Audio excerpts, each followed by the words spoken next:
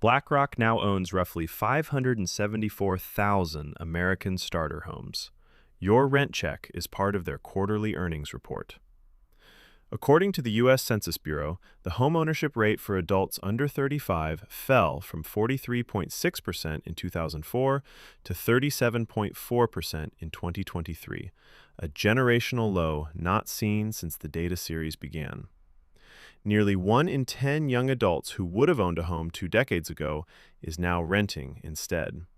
And the median U.S. home price hit $426,900 in Q4 2023, against a median household income of roughly $74,580, a price-to-income ratio of 5.7x, nearly double the 3x ratio considered historically affordable.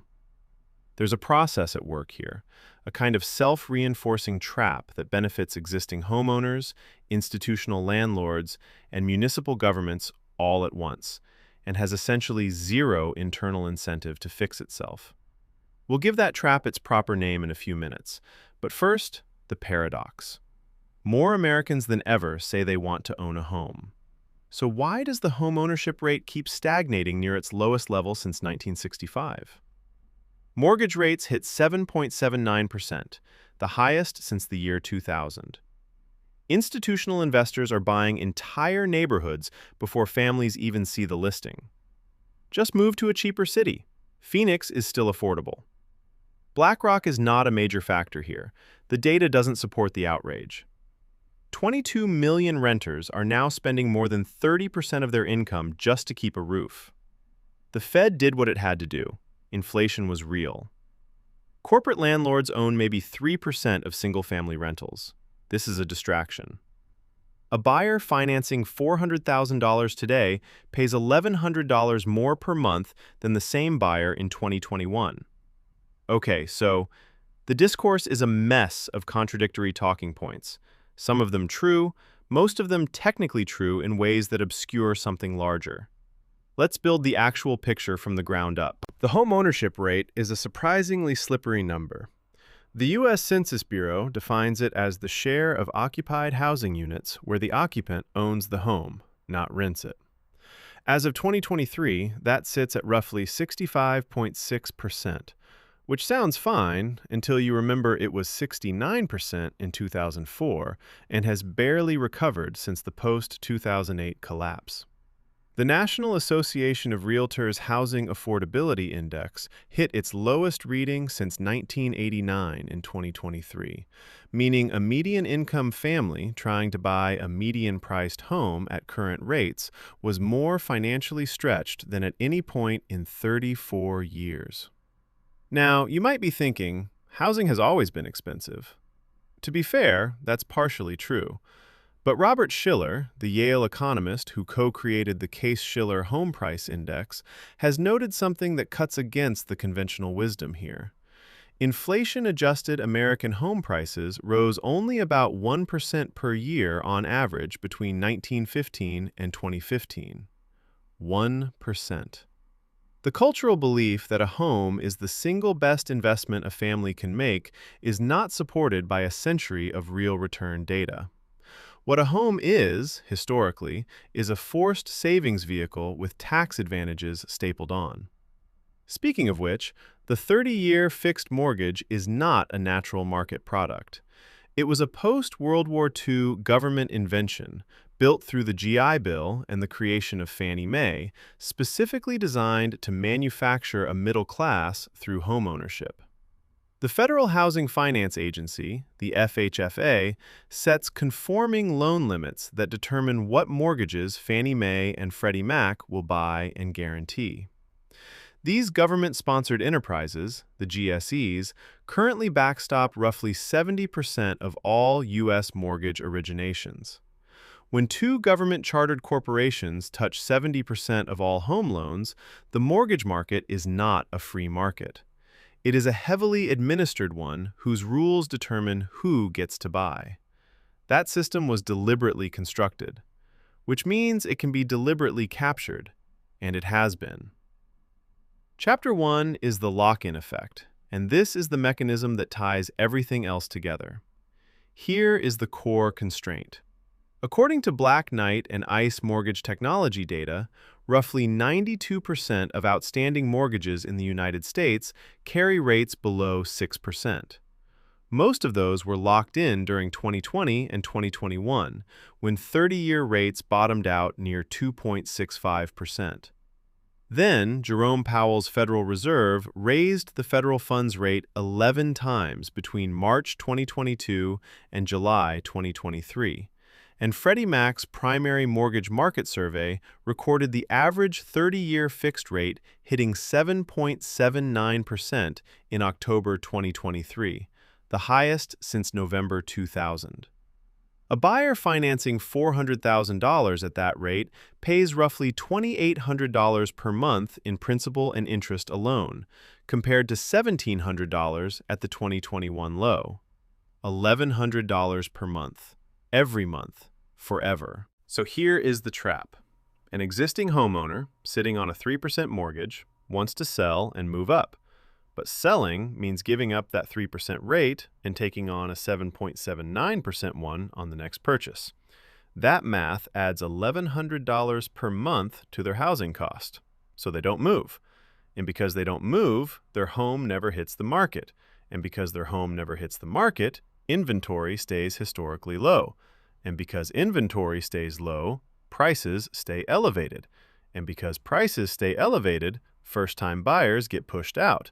And because first-time buyers get pushed out, they flood the rental market. And because the rental market gets flooded, rents rise. That is the lock-in effect.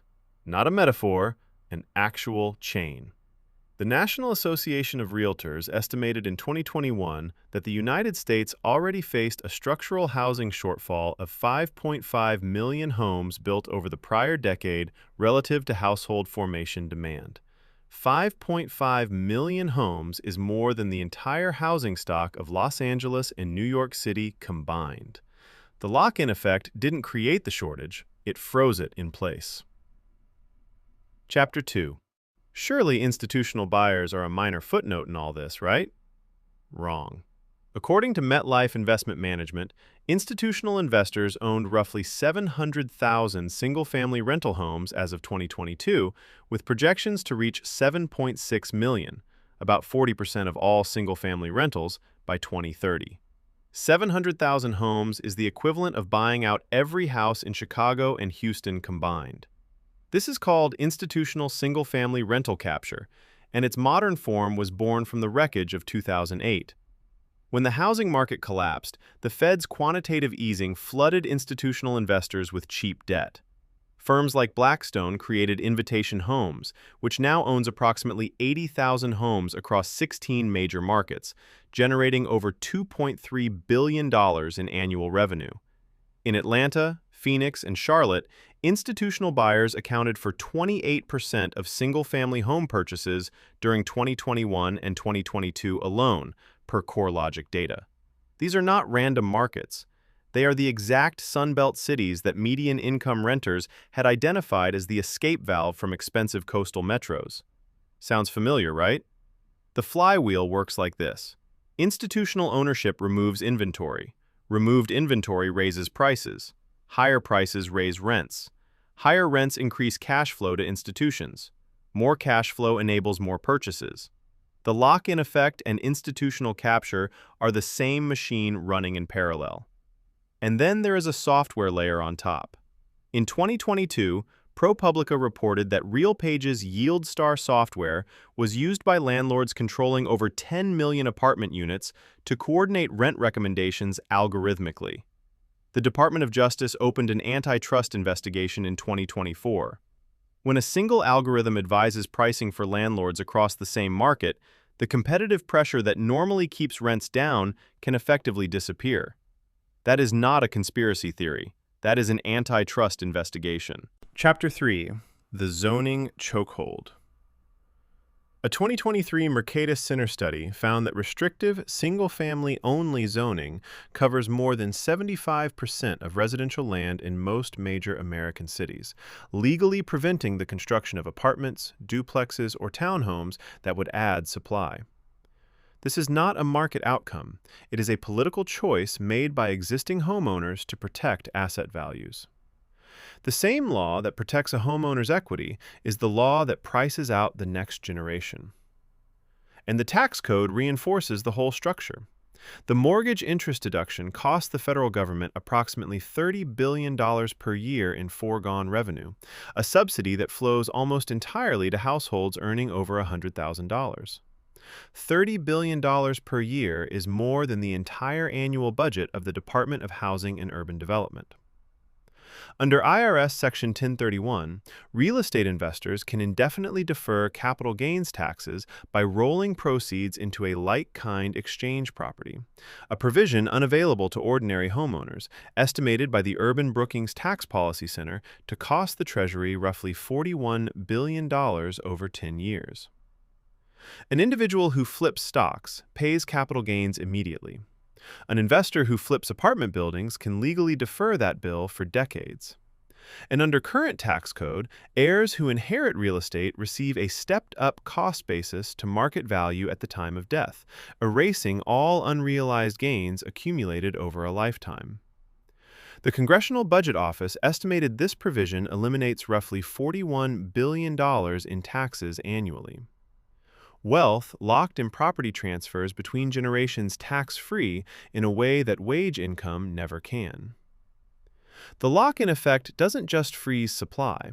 It is held in place by $100 billion per year in tax policy that rewards owning property over earning wages. So let's run through the obvious fixes and watch each one fail. Just wait for rates to drop. Even if rates fall to 5.5%, the affordability math only improves marginally because home prices have risen 47% since 2020 per Case-Shiller data. The target moves. Just move somewhere cheaper. Institutional buyers specifically targeted affordable Sunbelt markets. The escape valve was the first thing they bought. Just save a bigger down payment. A 2023 Zillow analysis found that a median income renter saving 10% of earnings would need approximately 12 years to save the $85,380 required for a 20% down payment on the median home, not counting closing costs or PMI. Private mortgage insurance, required for buyers putting down less than 20%, typically costs between $2,000 and $6,000 per year on a $400,000 mortgage, paid to protect the lender, not the borrower. PMI is a toll charged for the act of not already being wealthy enough to avoid it. And here is the counterfactual that closes the loop. Wage growth has trailed home price appreciation by 31 percentage points since 2019.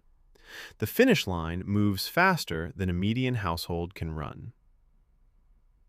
Larry Fink wrote in his 2024 annual letter to investors that the biggest crisis facing our generation is the inability to retire with dignity, citing housing costs as a primary driver. The man whose firm manages $10 trillion in assets, more than the GDP of every country except the United States and China, identified the broken housing market as the defining financial threat to ordinary Americans. The same man whose firm owns 574,000 of those homes. According to a 2023 John Burns research analysis, buying the median U.S. home was $1,000 per month more expensive than renting an equivalent property, the widest rent versus own cost gap in the firm's dataset going back to 1996. For the first time in modern data, renting is not just culturally acceptable, it is mathematically rational for a median income household. The Harvard Joint Center for Housing Studies reported that in 2022, a record 22.4 million renter households were cost-burdened, spending more than 30% of gross income on rent, including 12.1 million spending more than 50%.